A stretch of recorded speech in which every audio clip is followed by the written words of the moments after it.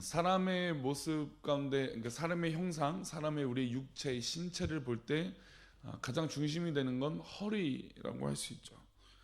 아마 허리를 다쳐 보셨거나 허리를 아파 보셨던 경험을 해보신 적이 있다면, 허리가 문제가 생기면 뭐 어떻게 할 방법을 못 찾을, 뭐 팔이 아프거나 다리가 아프거나 하면 뭐 어떻게, 물론 이것도 굉장히 큰 고통이겠지만 어떻게 또 움직일 수 있는 방법들을 찾아볼 수는 있지만, 근데 허리가 아프면 이게 뭐 일어설 수도 없고 또 누워 있을 수도 없고 또 어떻게 자세를 취할 수도 없을 만큼 괴로움을 겪게 됩니다.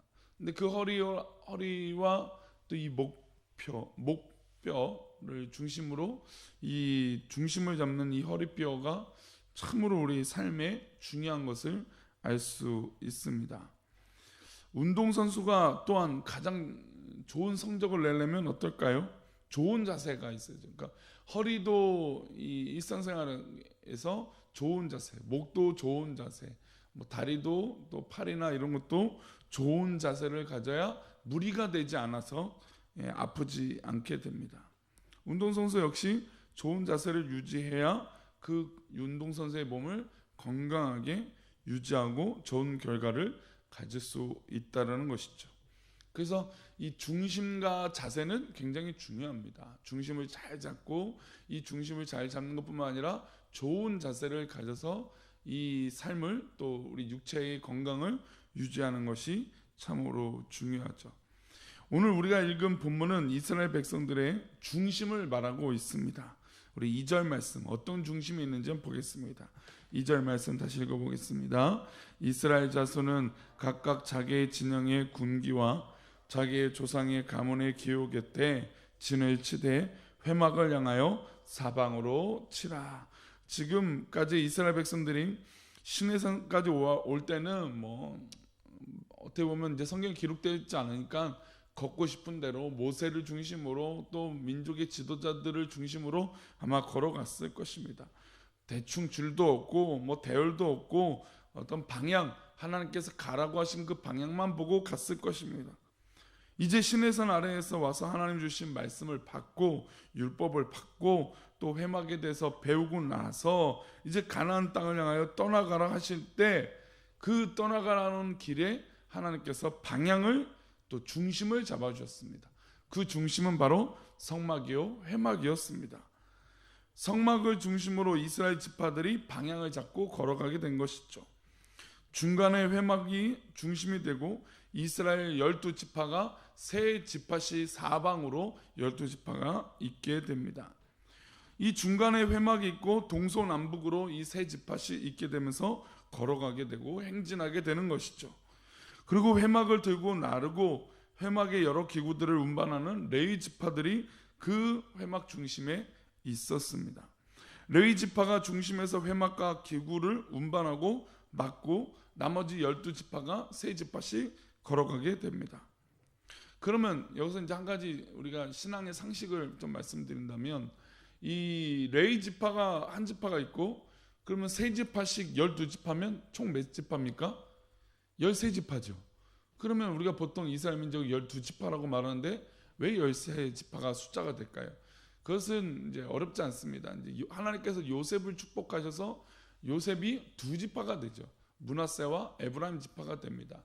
근데 물론 이제 이 에브라임 지파가 요셉의 축복을 이어받아서 이스라엘 민족 가운데 어떤 지파랑 양대 산맥이 되냐면 유다 지파와 이 에브라임 지파가 양대 산맥이 됩니다. 이제 가장 큰 지파가 되죠. 유다 지파는 결국 누구를 이어지게 됩니다. 다윗을 가게 되고 다윗의 후손인 예수 그리스도께서까지 가게 됩니다. 근데 이제 요셉의 축복을 받았던 이 에브라임 지파도 계속해서 강성하게 되는 것이죠. 그래서 이스라엘 민족이 남북이 나눠질 때도 이 에브라임 지파의 중심, 그리고 이 유다 지파를 중심으로 한 이 두 지파가 크게 나눠지는 것을 볼 수 있습니다.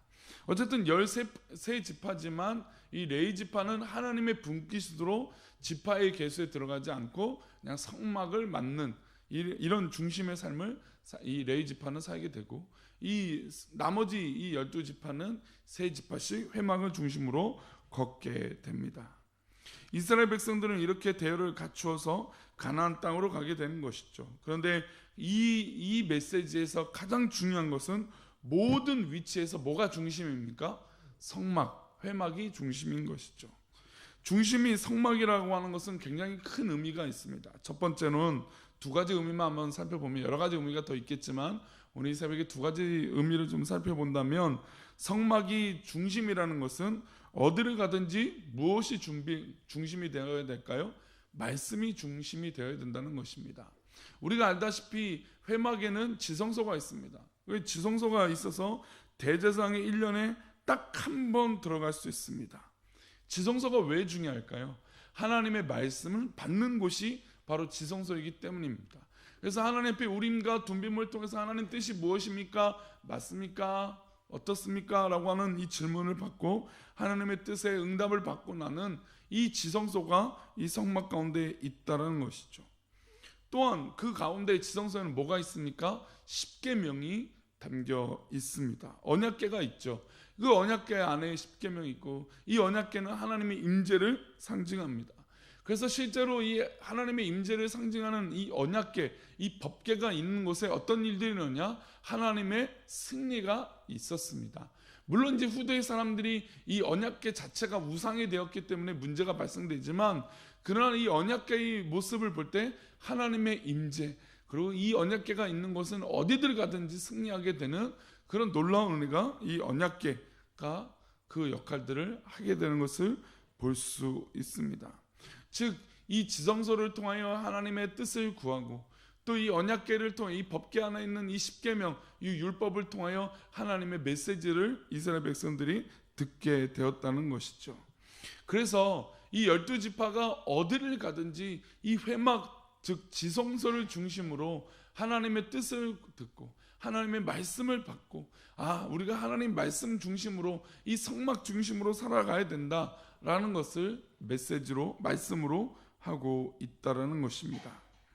우리도 이스라엘 백성들과 같이 광야의 여정을 걸어가는 것입니다.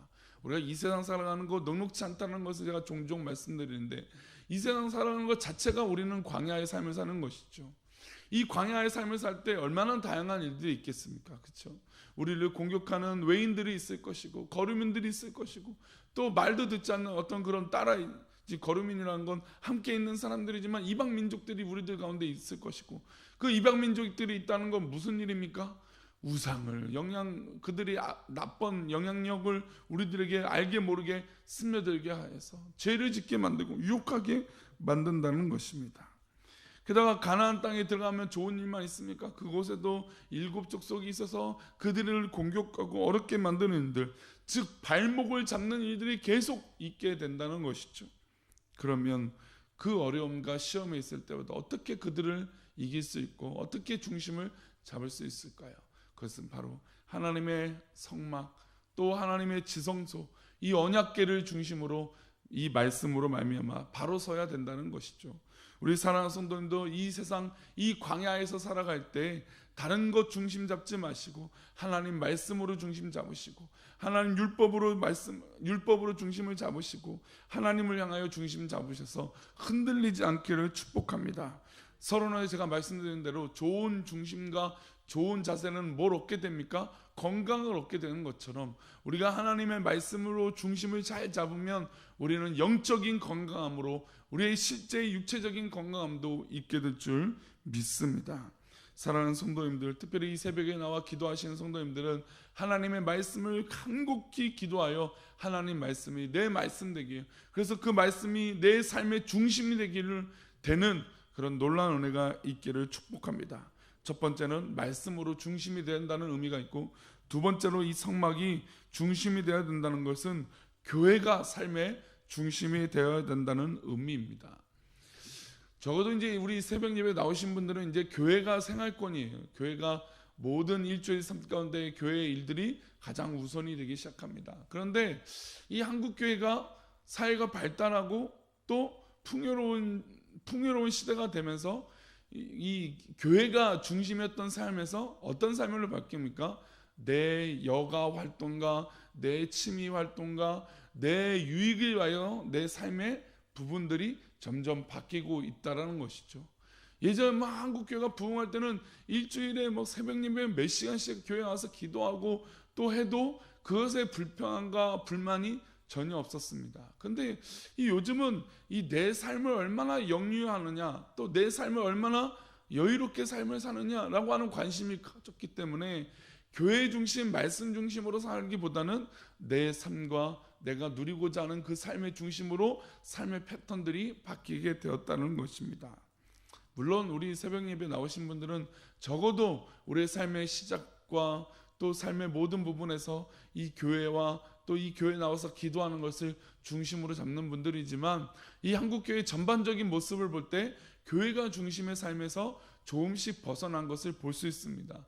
그러니까 교회에 대한 중심이 벗어나니까 한국교회가 어떻게 될까요? 힘을 잃어가죠.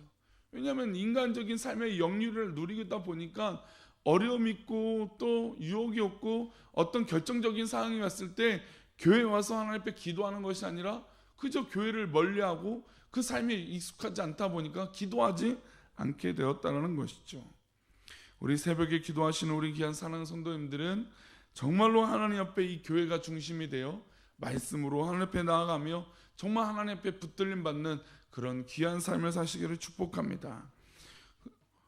내가 마음이 상하고 영이 혼탁해질 때 와서 기도할 수 있는 아버지의 집, 이 성전이 있다는 것은 참으로 우리에게 귀한 일입니다. 우리 이 귀한 성전, 우리 꿈꾸는 게 이 성전을 통해서 평안과 기쁨이 넘치시기를 축복합니다. 그러니까 우리 교회가 더 좋은 교회가 돼야죠. 그렇죠? 교회가 근심이 되면 안 되겠죠. 그렇죠? 교회 오면 그래 기도할 만 난다. 교회 오면 그래 이게 아버지 집이구나. 이게 하나님의 집이고 나의 집이구나라고 하는 믿음의 고백. 이 고백이 참으로 기쁨이 되고 위로가 되고 은혜가 될 줄 믿습니다. 우리 17절 말씀 한번 볼까요? 17절 말씀 읽어보겠습니다. 시작. 그 다음에 회막이 레인의 진영과 함께 모든 진영의 중앙에 있어 행진하되 그들의 진친 순서대로 각 사람은 자기의 위치에서 자기들의 길을 따라 앞으로 행진할지니라. 행진할 때도 레인이 들고 가는 회막이 중심이 되라고 말씀하고 있습니다. 그냥 진치고 있을 때만 있는 것이 아니라 걸어갈 때도, 진치고 있을 때도 모든 삶의 전반적인 것에 있어서 이 성막이 중심이 되라는 것이죠. 하나님의 말씀으로 중심이 되고 교회가 중심이 되는 삶, 우리 그런 삶을 우리가 살아갈 때 우리가 아무리 바쁘고 또 아무리 삶에 여러 가지 일이 있을지라도 중심을 잘 잡은 성도는 넘어지지 않게 될 줄 믿습니다. 흔들리지 않는 성도는 우리가 승리하게 될 줄 믿습니다. 이겨낸다라는 것이죠.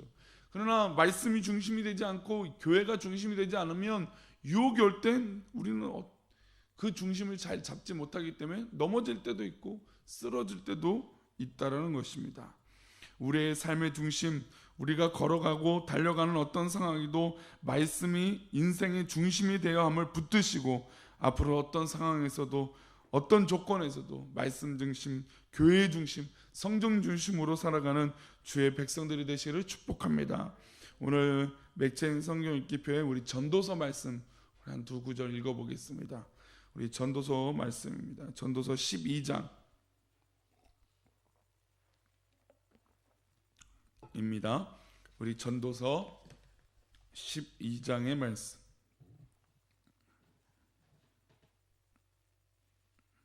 참 제가 어렸을 때 좋아했던 말씀이었던 것 같은데, 전도서 12장 1절과 2절 말씀.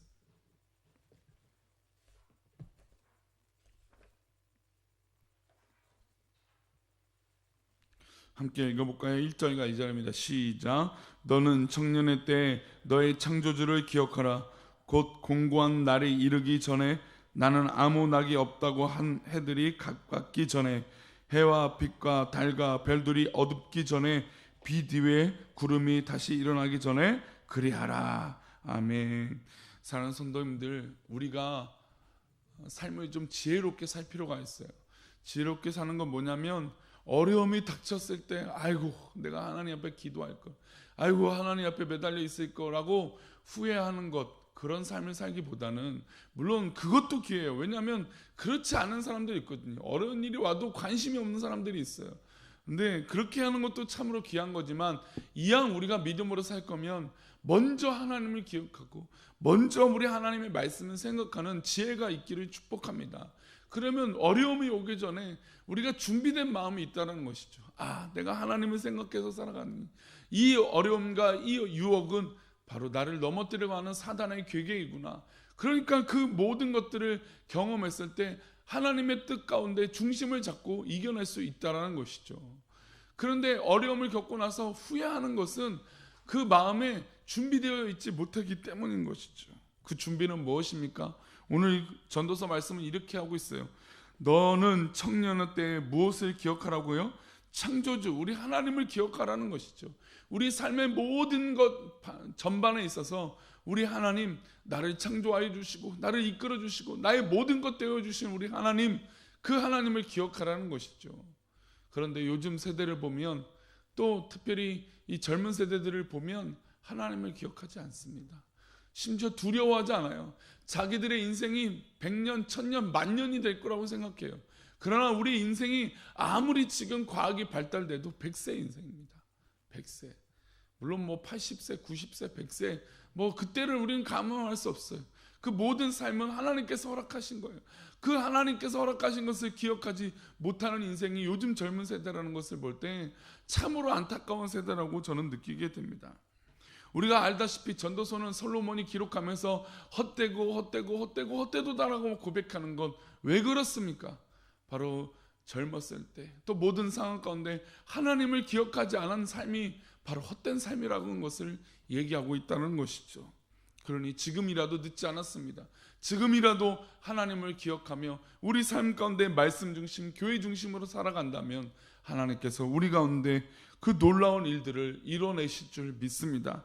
그런 은혜가 우리 사랑하는 성도님들, 특별히 새벽 제단에 기도하신 우리 사랑하는 성도님들의 기도 고백이 하나님을 기억하며 우리 창조주를 기억하며 말씀 중심으로, 교회 중심으로 살아가는 기쁨과 은혜가 넘치시기를 간절히 축복합니다. 해와 빛과 달과 별들이 어둡기 전에, 비 뒤에 구름이 다시 일어나기 전에 하나님을 기억하는 은혜가 있기를 축복합니다. 기도하겠습니다. 하나님, 오늘도